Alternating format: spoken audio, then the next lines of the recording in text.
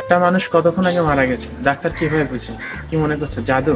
কিন্তু এটা কিন্তু জাদু না। তিনটা বিষয় লক্ষ্য রাখতে হয়: অ্যালোর mortis, rigor mortis, livor mortis. অ্যালোর মর্টিস মানে হচ্ছে বডি কুলিং, অর্থাৎ আমাদের হার্ট তো বন্ধ হয়ে যায় মৃত্যুর পরে, তখন আর হিট প্রডিউস হয় না। আর হিট প্রডিউস যদি না হয় তখন আমাদের বডি আপনা আপনি রুম টেম্পারেচারে নেমে আসে। প্রতি 1 থেকে 1.5 ডিগ্রি 1 ঘন্টায় কমতে থাকে। এইভাবে একটা ক্যালকুলেশন করা যায় যে কতক্ষণ আগে মারা গেছে। এরপরে আসছে রাইগর মর্টিস, অর্থাৎ বডি স্টিফনেস। বডি মাসেলে কোনো এটিপি প্রোডাকশন হয় না, যার ফলে এটি রিল্যাক্স করতে পারে না। রিল্যাক্স করতে না পারার কারণে বডিগুলো রিজিড হয়ে যায় বা শক্ত হয়ে যায়।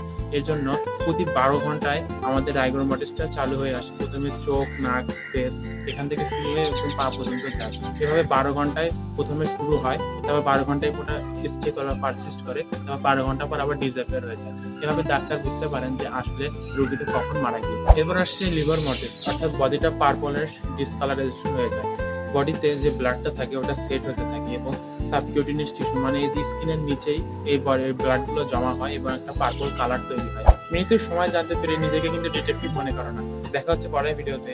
আল্লাহ হাফিজ।